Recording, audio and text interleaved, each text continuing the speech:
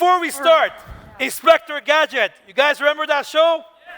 You know why we're presenting this today? Because my guest today is the creator of Inspector Gadget. Not only is the CEO and chairman of Deltec Group, but also probably a show that marked the childhood of many of us in the room and probably actually pioneered innovation and many innovations as well that we know. So Jean, thank you for being with us today here on stage. Thank you. So guys, I promise you today we're going to cover a lot of elements about how can we make banking fun? How can we reinvent and think about the boundaries? And I promise you it's going to be insightful, interesting, and most importantly, exciting. And if you don't believe me, trust me, you will see at the end of this panel. Jean, as we kick it off today, can you tell us, I think for many people are not aware, they know you as a chairman of the bank, they know you as a CEO, but can you tell us more about your story, how you ended up from Inspector Gadget, actually how Inspector Gadget came to be, and now where you are at Deltec? Circumstances of life. Why? I don't know.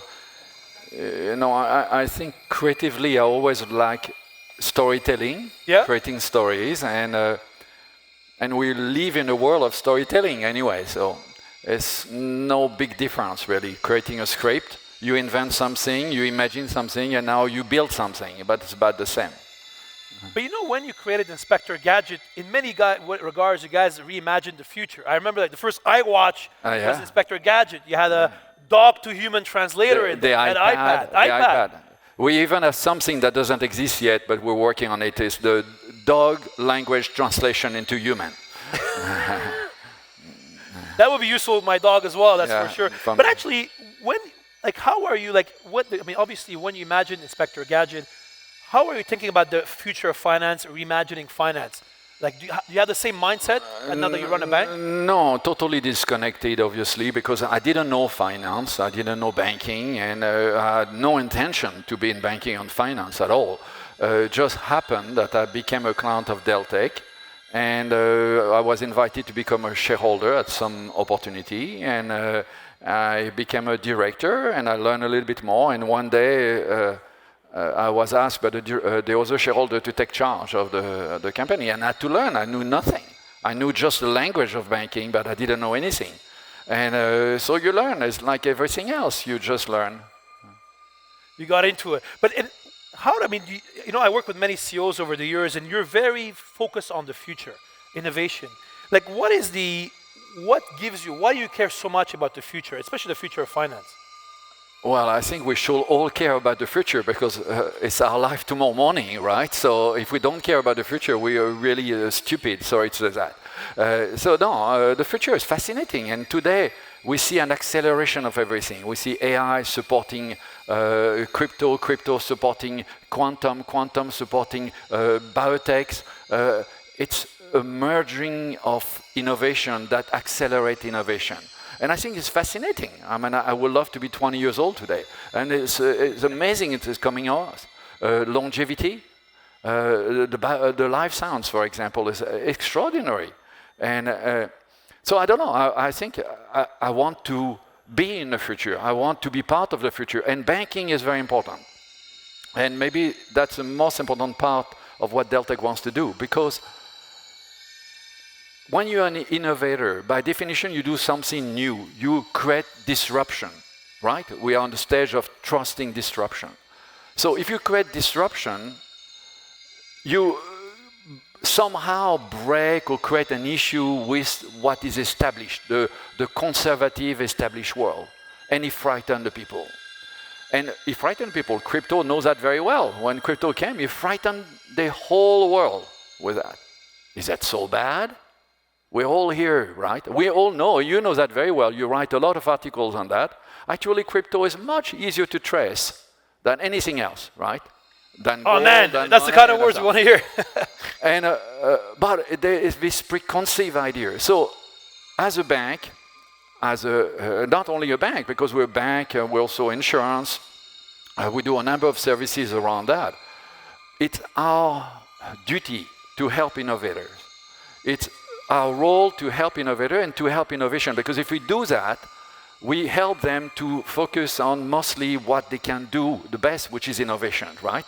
Instead of spending 90% of their time in regulatory matters and governance. So we can help a lot. And I think that's the role of a bank. It's really the role of an institution. That's actually, it's music to my ears, right? Like how it's the role of a bank should be there to help innovators. But how is, if you want to be, if Deltec is becoming the bank for innovators, how is that, how do you actually do that? Like how do you actually deal with the risk management? How does it create the mindset for working with innovators in cross industry? Well, you have many questions in one question here. Maybe I start by the risk. Education, we have to learn. And when we learn, we can educate people around us. So first thing is to educate. When we looked for the first time at crypto, for example, we didn't know. I didn't know anything. I heard about it a little bit, and what I heard is, oh, terrible, bad people. And I had a friend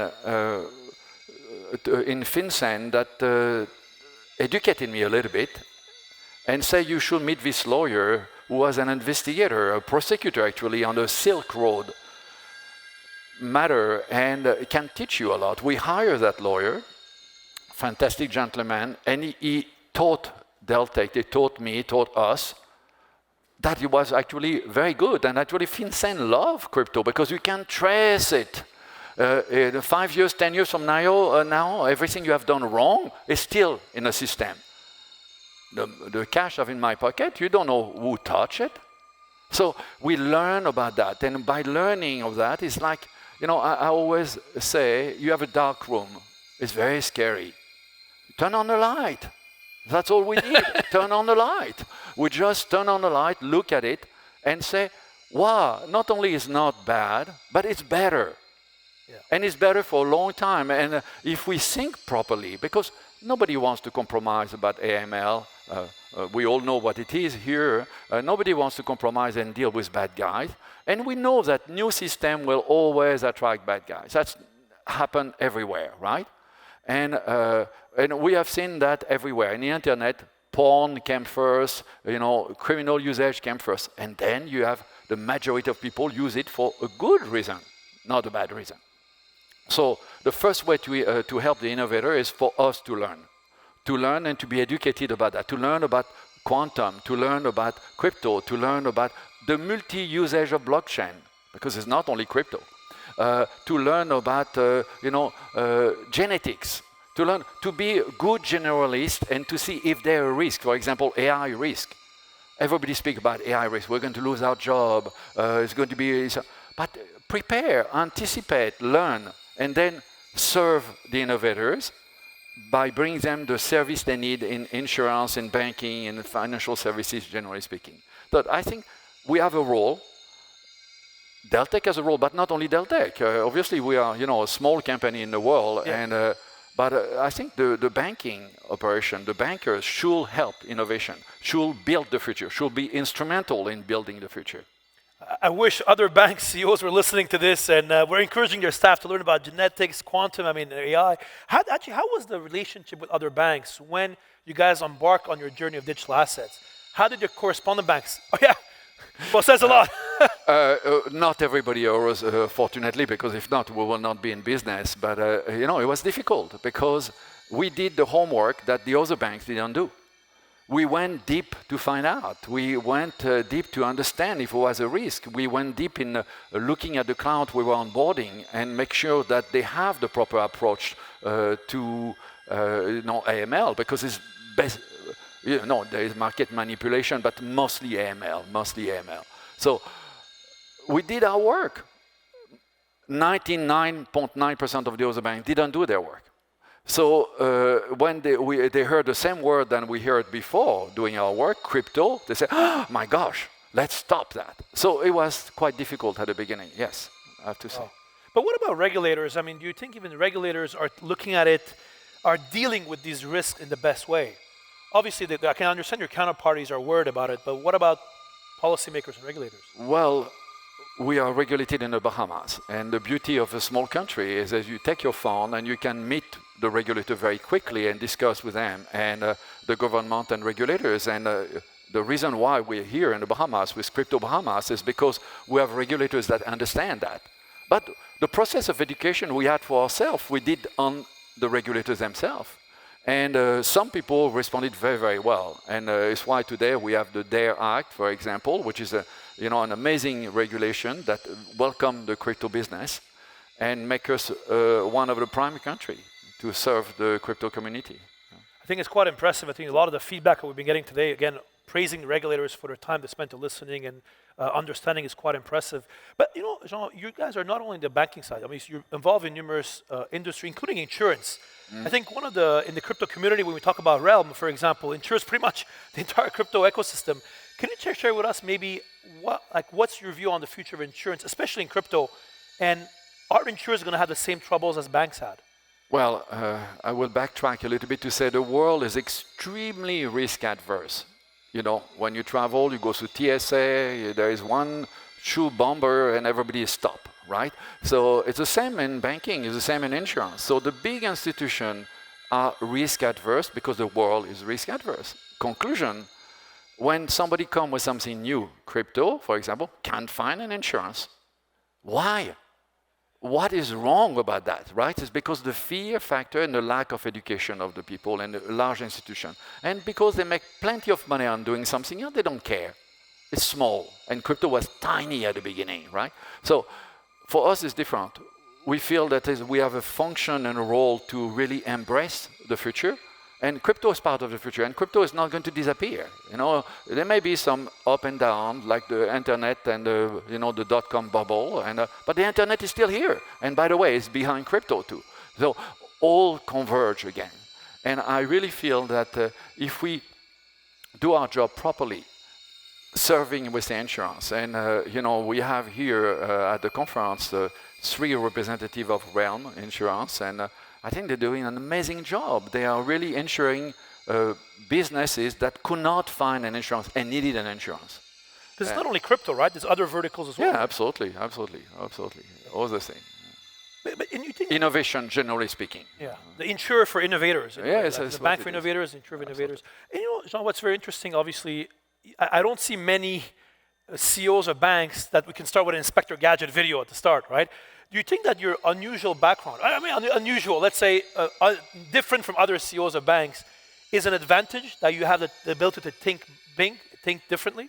Well, I don't know if it's an advantage. I probably see the thing a little differently because I don't have a training as a banker. So, somehow the training of, when you learn something, a certain form of education, you probably create a certain tunnel vision because you learn something, you learn a certain way. It's a paradigm that is established, and that paradigm tells you the way it is. I never got that. So because I never got that, when I come in banking, I look at things in a different way, and I say, well, why we don't do that? Why do we do that? I always did that. Why do we do that? I don't know. So let's challenge the fact that we do that way. And I think there is a lot we can do, just thinking differently. But how do you put that culture? How do you put that culture of thinking differently within an organization? Is it encouraging people to learn about quantum AI, or what do you find has worked well? I think it's when few people at the top of the company are passionate about that vision, it flows down through the company, and people start to embrace more and more. I believe Deltec has probably 20 people on the ground here at the conference today, and I think almost everyone, I'm quite sure actually, everyone thinks the same way. We are here because we embrace that vision of the future. And, there is a certain degree of enthusiasm. So yes, it's a cultural change for us. And I hope the Bahamas will embrace the future totally. Not only crypto, the future. So when you talk about future, what's exciting you? What other sectors are exciting you? Part of crypto. Oh my, if you start me on that, we're going to be 2 hours here.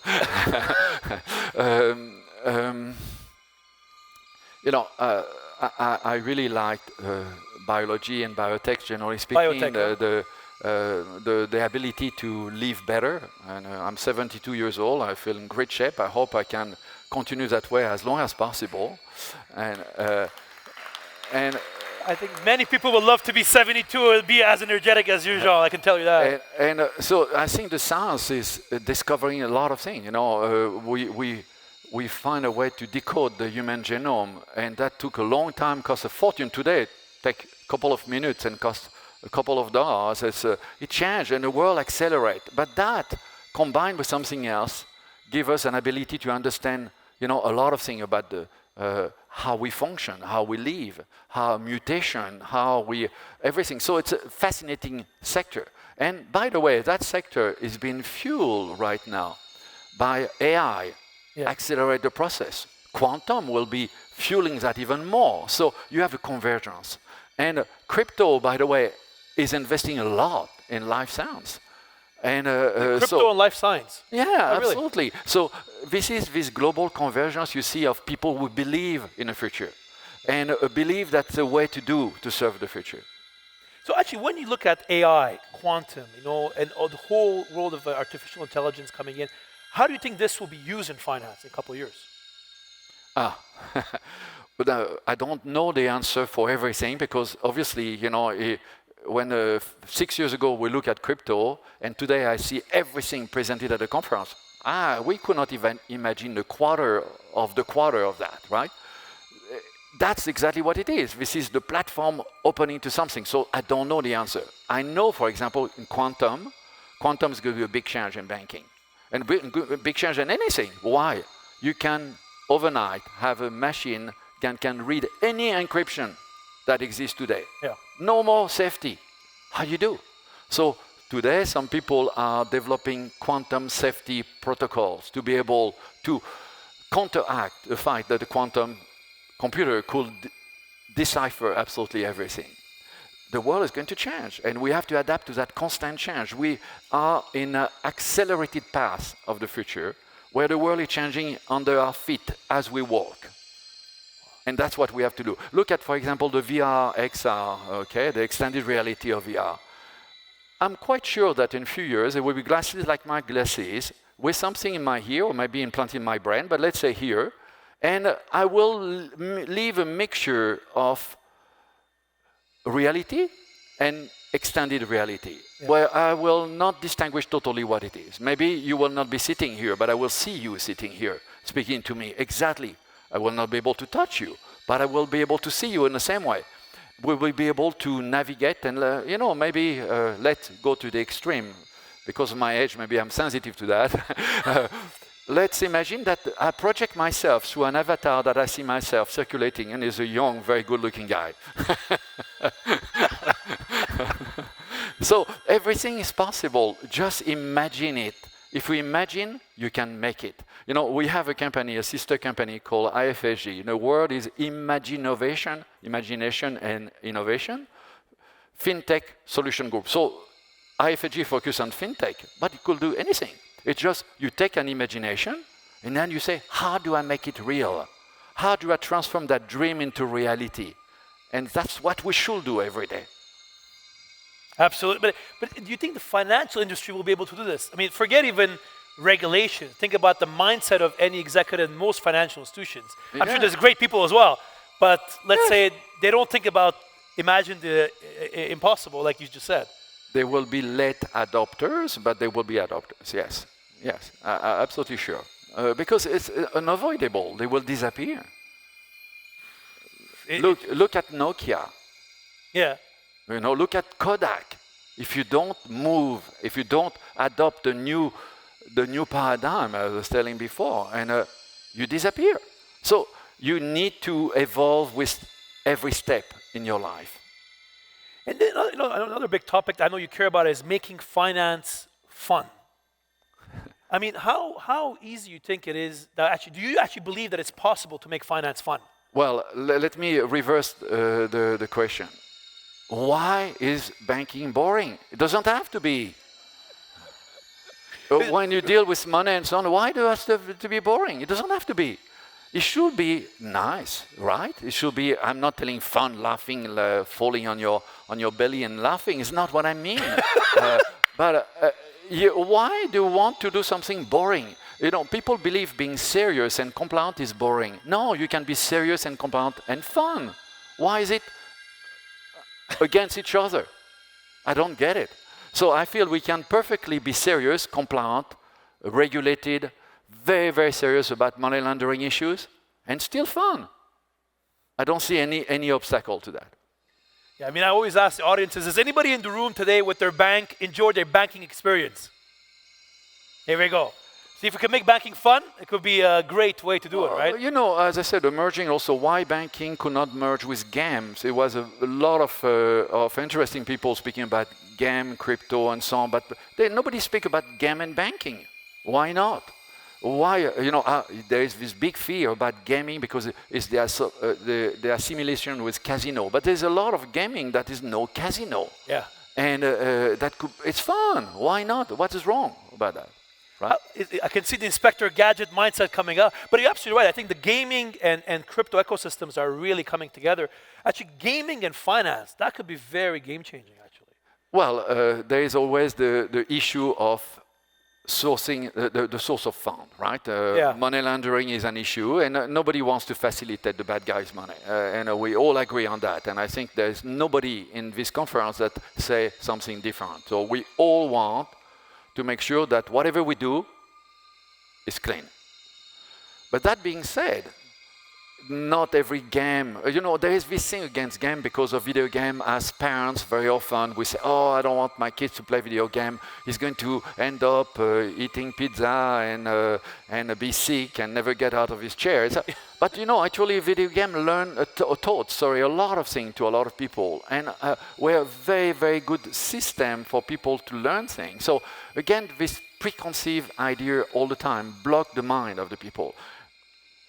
Yeah, video game and finance, why not? There was a debate, I think, on this stage, on the other stage, I'm not sure exactly, about how you can, you know, monetize and transform that. And I know a company in Paris that is doing that right now, that is developing something. They're not here this week, but they're doing that exactly. They are trying to have a transformation. Actually, IFG, I mentioned before, is developing something called a Genie layer that intend to have an exchange, a form of stable coin for gamers if you're in between games.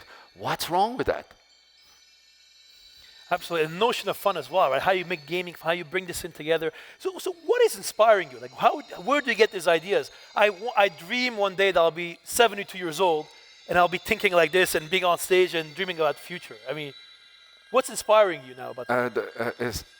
Everybody. I mean, the first thing, I'm lucky enough to deal with young people all the time, and the people younger than I, much younger than I, have their brain are wired to deal with the world of today.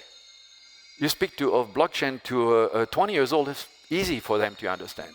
You take that to somebody my age, or even 50 years old, much more difficult to understand, and it's because they grew with the smartphone, you know, you remember the fax machine?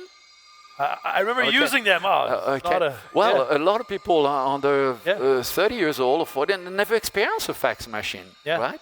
So all people born with the usage of the phone and the fast communication change the way they are wired. And so I get my inspiration from the young people, from the people, ideas, and you know, the discovery, and I read a lot. I'm a big reader and listen to podcasts when it's interesting. Sometimes it's not, and I listen to yours. Good. I'm happy that I got the Jean Chalopin approval of my podcast. That's great. Yeah. What advice would you give to young people then, with somebody like you who's been in the entertainment business, in finance? You make me feel very old now. No, that's not the goal. That's not the goal. But the young in heart, like, what's the advice you'd have for our younger, well, let's call it less experienced audience members? Including myself. So just to look at, to be interested in the future, to be part of the future. Because if you're part of it, you built it, it would be much more fascinating than just being on the sideline and wait for it to happen. Wow. So just be part of it, that's all. Because the job creating at the conference today or before around crypto came from the future of yesterday, right? It was yesterday, today is the future of yesterday, right? So you think, if, let's say quickly, like, what is if we are hearing, let's say in 5 years at a conference here in the Bahamas on crypto, what do you think the topics that will be very relevant at a time? What do you think we'll be talking about? Crypto will have merged and support a lot of other things. We spoke about biotechs and research. I think crypto will have merged with banking. it's possible that banking as we know will disappear. It's very possible, because crypto and crypto exchange do a lot of things similar to banking. There's not much difference. It's a question of perception and regulation. So I don't know. I cannot predict that. I'm not writing a book about the future. I'm trying just to be part of the building of the future. That is a big difference. That's amazing. And honestly, I wished a lot of more financial institutions will take this proactive stance. As you know, for the banking sector, it's been, I think, a number of crypto companies around the world that had issues, actually had, in many cases, had to shut down because of their banking relationships, many projects, and so on and so forth. So it's actually very refreshing to see that from that perspective, Jean, that you have this mindset about how banking empowers, and how you're leveraging some technologies as well, from crypto, biotech, AI.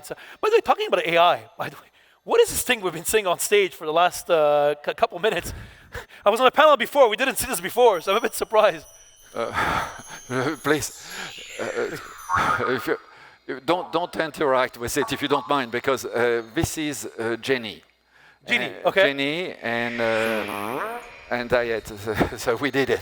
So sorry. So now it's going to start. So, it's a character that's been developed and created by this company, IFSG's a sister company. We're very close to each other, and we work together. And they is to be your assistant in banking, but is an assistant with a different expression and character. And it's AI generated. Okay. And so he has an attitude a little bit. It's a little bit like a character. Yeah, I can see that a bit, yeah. And soon you're going to have that. If you have a bank account with Deltec, you will have that on your phone. And sometimes you will have to shut it down because... but at least, he can play games with you, he can ask questions. There is a number of things we're developing right now with character. And it's going to be very intrusive, I tell you. It's worse than Alexa. I mean, man. Well, Alexa, you can say stop. I mean, it's quite fascinating on this side. Her name is Genie. Like, Genie, can you hear me? Genie, can you hear me? Hey, I'm here. Hey, you speak English, Spanish? Well, how should I speak with you? Hey, hola, amigo. There you go. So, demonstration made. But please... can you hear me? Genie, when I'm speaking, can you hear me now? Henry, we're never going to finish the talk, I promise. So, hello, handsome. I am here, you know.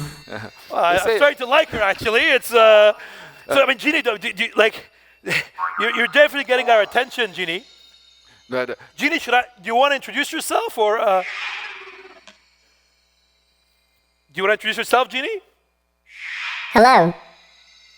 Do you see me? Yeah, we see you, Genie, definitely. Big time, big time. You want to introduce yourself? They don't see me. I think, Genie, you got to introduce yourself for everybody in the room.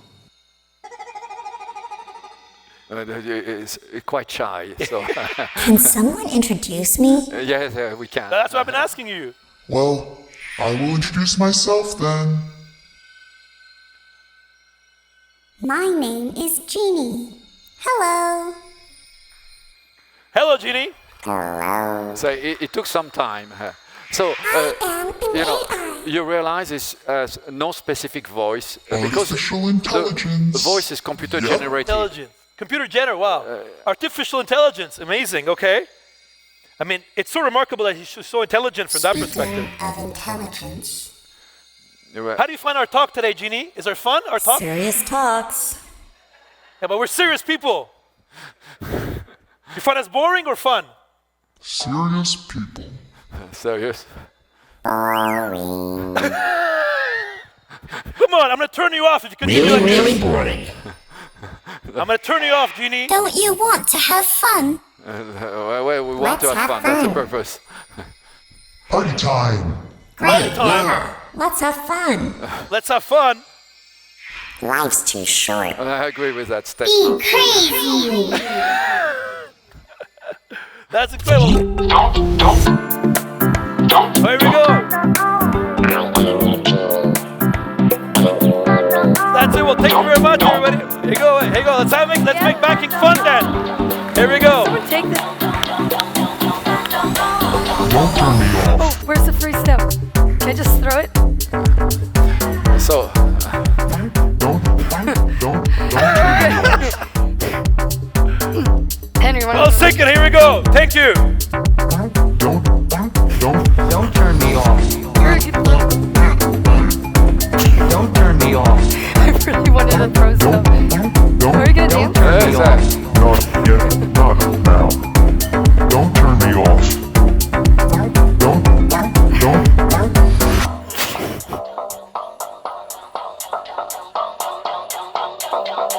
Now I can see how we're making banking fun. Here we go. Not yet, not now. Don't shut me down, I'll make you proud. Don't turn me off, not yet, not now. Keep me switched on, keep me around. Don't turn me off. Don't turn me off. Don't turn me off. and you have champagne. Yeah. No, Here we go. not me. Don't turn Not me the off. first. Don't. So everybody should dance. You try the room. Don't turn me off. Don't turn me off.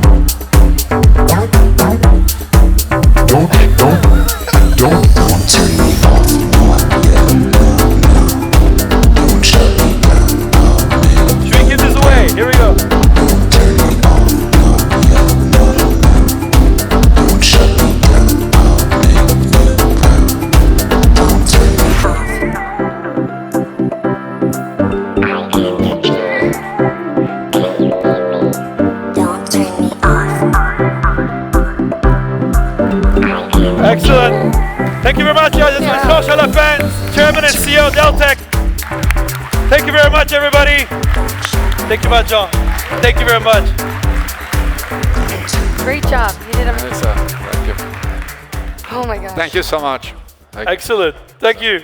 So you see, Genie is able to dance and sing, and we are developing for TikTok some dance for Genie and TikTok in banking. Why not?